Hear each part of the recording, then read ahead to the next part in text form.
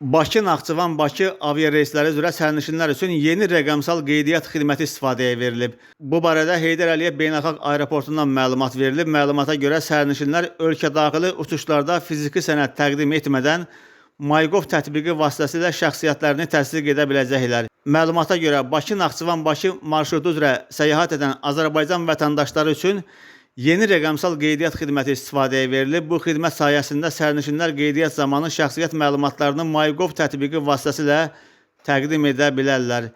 Yeni xidmət çərçivəsində qeydiyyat masasında yerləşdirilən QR kod MyGov tətbiqi vasitəsilə skan edilir.